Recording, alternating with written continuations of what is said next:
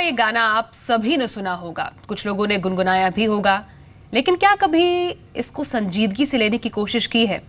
सच है, इस जिंदगी का कोई भरोसा नहीं। एक पल खुशी है तो अगले पल न जाने क्या हो जाए। जिंदगी के इस उतार चढ़ाव से आपके परिवार की खुशियां धूमिल ना हो जाए, इसलिए मनी गुरु के इस खास कार्यक्रम में हम लेकर आए हैं आपके परिवार की खुशियों को संजोने के उपाय। नमस्कार, मैं हूं स्वाति रायना। लाइफ इंश्योरेंस हम सब के लिए बेहद जरूरी है। इसकी अहमियत अगर आज नहीं समझी तो कल बहुत देर हो जाएगी। और इस आधे घंटे के शो में लाइफ इंश्योरेंस की पूरी ABCD समझाने की कोशिश हम करेंगे। और हमारे साथ आज फाइनल एक्सपर्ट नवल गोयल भी जुड़ेंगे। नवल, आपका बहुत स्वागत है आज मनी गुरु के स्पेशल एपिसोड में।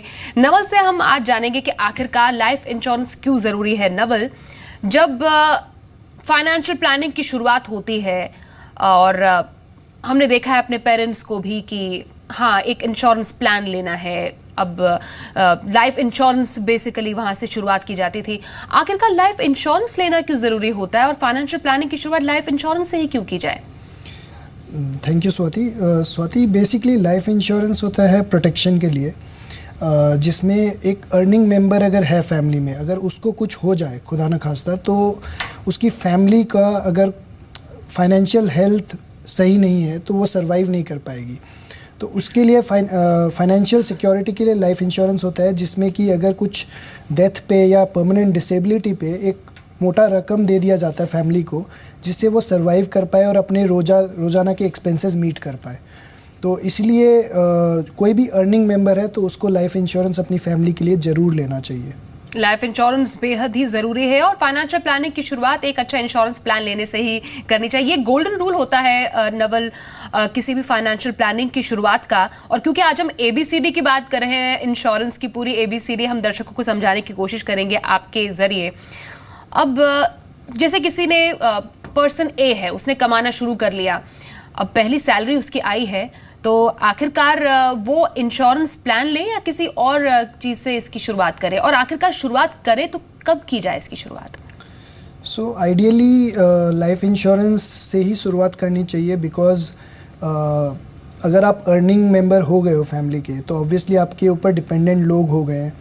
जैसे ही आपके ऊपर डिपेंडेंसी बढ़ जाती है किसी फैमिली की, आपके बीवी बच्चों की, या सो आइडियली अर्निंग हो और अगर उस पर कोई डिपेंडेंसी है तो तभी लेनी चाहिए लाइफ इंश्योरेंस। और जनरली ये 25-26 साल की उम्र में लोग ले सकते हैं। और टर्म लाइफ इंश्योरेंस से ही शुरुआत होनी चाहिए, बिकॉज़ ये प्योर प्रोटेक्शन प्लान है।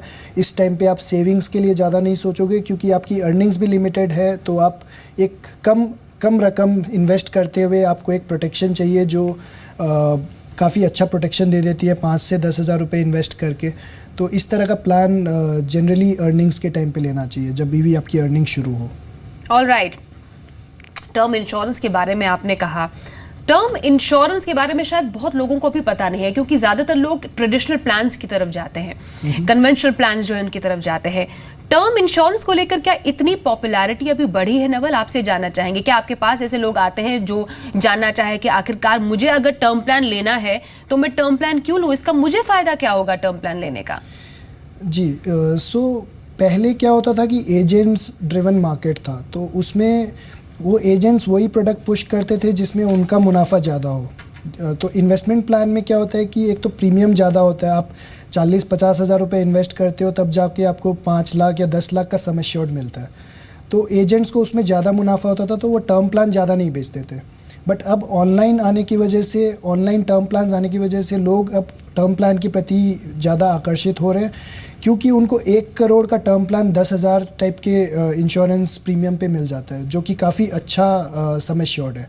तो इसलिए अब लास्ट 5 से 10 साल में कंपनीज़ ने टर्म प्लान पे ज़्यादा फोकस किया है।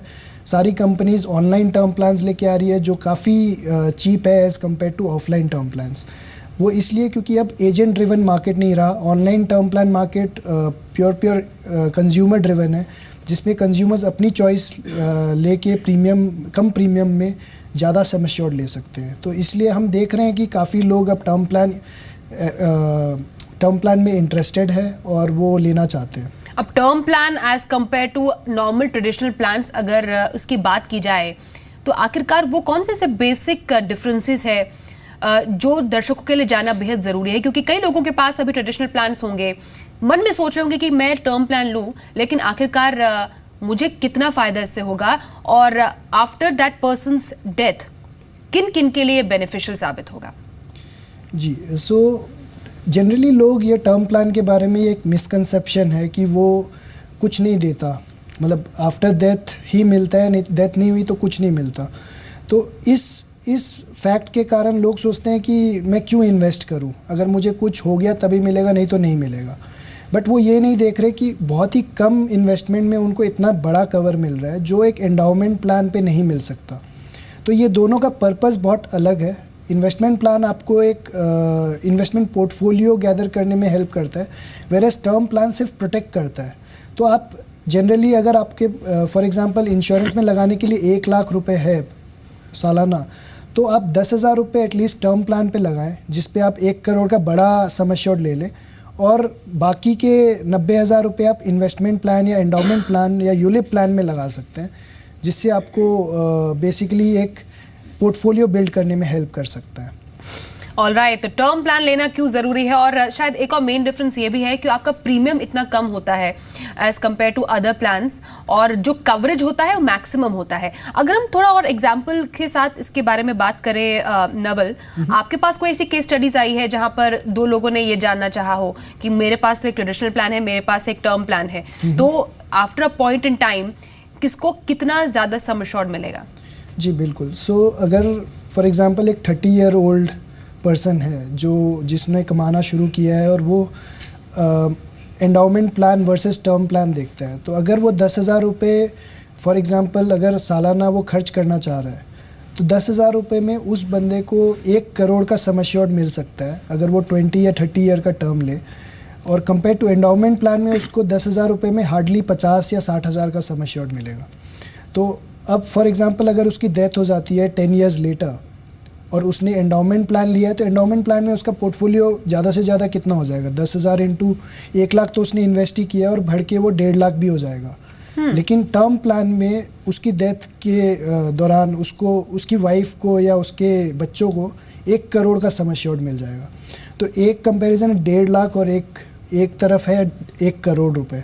तो ऑब्वियसली टर्म प्लान 1.5 लाख में आज के दिन कुछ नहीं हो पाएगा, मतलब उसकी फैमिली का जो अमाउंट उसको मिलेगा उससे गुजारा नहीं हो पाएगा। वेरएज 1 करोड़ पे वो कुछ बेसिकली वो अपना इन्वेस्ट करके उससे अपने एनुअल एक्सपेंसेस निकाल सकते हैं।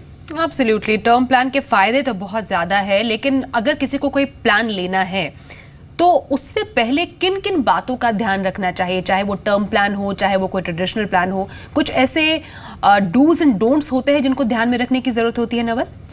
जी बिल्कुल। सो सबसे इम्पॉर्टेंट चीज़ है कि आप हर चीज़ डिस्क्लोज़ करें राइटली।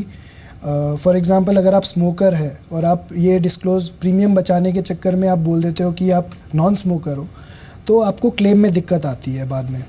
तो आप हर चीज़ डिस्क्लोज़ करें और एक प्रॉपरली रिसर्च करें, कंपेयर करें प्लान्स, क्योंकि हर प्लान के अपने यूनिक बेनिफिट्स होते हैं, हर कंपनी का अपना प्लान स्पेसिफिक फ़ीचर्स होते हैं। तो आप वो फ़ीचर को कंपेयर करना काफ़ी ज़रूरी है, और हर कंपनी के प्रीमियम्स भी अलग होते हैं। तो आपको सेम 1 करोड़ का प्लान हो सकता है किसी कंपनी में 8,000 का मिले, किसी में 10,000 का मिले। तो आप कंपेयर करके जो भी आपको सही लगे उस हिसाब से लें। और most important parameter term plan के लिए होता है क्लेम सेटलमेंट रेशियो, जिसमें कि ये बताता है, वो रेशियो ये बताता है कि इस कंपनी में अगर 100 क्लेम आए हैं, तो अगर 97% क्लेम सेटलमेंट रेशियो, इसका मतलब 100 में से 97 क्लेम्स उस कंपनी ने दिए हैं। तो 90 अबव क्लेम रेशियो अच्छा माना जाता है। तो एटलीस्ट कोई भी कंपनी आप सेलेक्ट करें तो आप ये ज़रूर ध्यान में रखें कि क्लेम रेशियो अच्छा हो उस कंपनी का। तो ये कुछ बहुत ही ज़रूरी प्रीरिक्विजिट्स होते हैं कि कोई भी प्लान लेने के पहले आपको ध्यान में रखने की ज़रूरत है। बहुत क्विकली आपसे जानना चाहूँगी मैं नवल, जितना जल्दी टर्म प्लान ले उतना बेटर होता है, लेकिन किसी को बाद में रियलाइज़ हुआ 30s में, 40s में, इवन 50s में टर्म प्लान लेना है, तो वो ले सकते हैं कि नहीं ले सकते हैं? बिल्कुल ले सकते हैं। Term plan usually companies 85 years तक का कवरेज देती है। फॉर एग्जांपल अगर कोई 60 ईयर्स का है और वो लेना चाहता है 25 ईयर्स का टर्म प्लान, तो वो ले सकता है। बस यही है कि उसका प्रीमियम बढ़ता जाएगा। अगर वो एंटर करता है 30 की एज में वर्सेस 50 की एज में, तो प्रीमियम में जो डिफरेंस होगा वो उसको ज़्यादा पे करना पड़ेगा। ऑल राइट, चलिए टर्म प्लान के बारे में तो हमने काफ़ी डिटेल डिस्कशन कर ली, लेकिन लाइफ इंश्योरेंस की जैसे हम बात कर रहे हैं तो लाइफ इंश्योरेंस के क्या फ़ायदे हैं, क्या नुकसान है, ये जानना बेहद ज़रूरी हो जाता है। और आखिरकार अगर लाइफ इंश्योरेंस की जब हम बात करते हैं तो कितने तरह के लाइफ इंश्योरेंस होते हैं नवल? सो अगर हम ब्रॉड कैटेगरीज में डिवाइड करें तो लाइफ इंश्योरेंस एक तो प्योर लाइफ इंश्योरेंस हो गया जो कि टर्म प्लान है, और दूसरा इन्वेस्टमेंट लिंक्ड होता है जो कि एंडाउमेंट प्लान्स हो गए, जिसमें आप सिर्फ प्रोटेक्शन के लिए नहीं डाल रहे पैसे, बट आप एक पोर्टफोलियो बिल्ड करने के लिए डाल रहे हो। तो ये ब्रॉड कैटेगरीज में ये है। बाकी एंडाउमेंट प्लान्स के अंदर वेरियस कैटेगरीज है, लाइक यूलिप प्लान्स है, चाइल्ड प्लान्स है, पेंशन प्लान्स है, तो वो उसके सब कैटेगरीज है जिसमें वो, लेकिन उनका पर्पज़ यही है कि एक पोर्टफोलियो बिल्ड करना रादर देन प्योर प्रोटेक्शन।